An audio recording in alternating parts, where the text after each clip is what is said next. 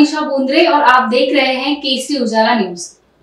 नागपुर के दीक्षाभूमि परिसर में सौंदर्यीकरण का काम शुरू है।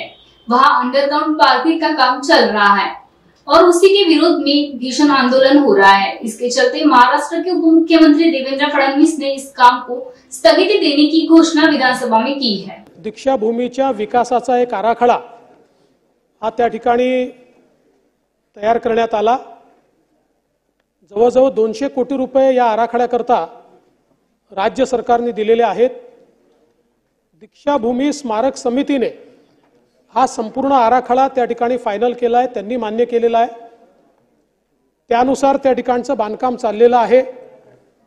मात्र आज त्या ठिकाणी एक आंदोलन होत आहे की ज्या आंदोलनामध्ये या ठिकाणी दीक्षाभूमीला जे काही अंडरग्राउंड पार्किंग आहे ते पार्किंग करण्यात येऊ नये, याचा कुठेतरी स्ट्रक्चरला धोका होईल, अशा प्रकारचं आंदोलन चाललेलं आहे। खरं म्हणजे हा संपूर्ण आराखडा स्मारक समितीने अप्रूव्ह केलेला आराखडा आहे। त्यांनी सुचवल्याप्रमाणेच तो आराखडा तयार करण्यात आलेला आहे आणि त्या आराखड्याला केवळ राज्य सरकारने निधी दिलेला आहे। तथापि जी काही त्या ठिकाणची लोकभावना आहे ती पाहता अध्यक्ष महोदय या कामाला स्थगिती देण्यात येते आणि सगळे जे काही लोक आहेत, आंदोलक असतील किंवा इतर जे सगळे स्टेक होल्डर्स असतील, यांची दीक्षाभूमीच्या स्मारक समितीच्या समवेत बैठक घेऊन आणि त्यानुसार या आराखड्यामध्ये काय बदल करायचे असतील ते बदल सगळ्यांनी मिळून सुचवावे। त्या बदलानुसार किंवा जो काही निर्णय त्या बैठकीत होईल त्यानुसारच पुढचं काम केलं जाईल।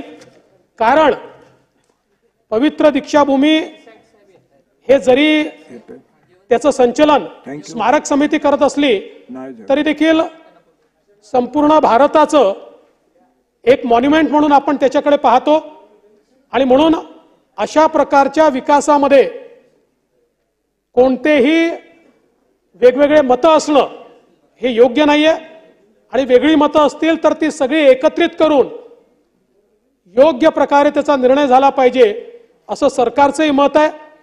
त्यामुळे मी पुन्हा एकदा सांगतो की आराखडा सरकारने जी स्मारक समिती आहे त्या स्मारक समितीने सांगितल्याप्रमाणे तयार केला, त्यानुसार पैसे त्याला दिलेले आहेत आणि आता त्याला स्थगिती देण्यात येते आहे आणि पुन्हा एकदा स्मारक समिती आणि सर्वांची बैठक घेऊन त्या संदर्भातला अंतिम निर्णय घेतल्यानंतरच पुढचं काम त्याचं करण्यात येईल।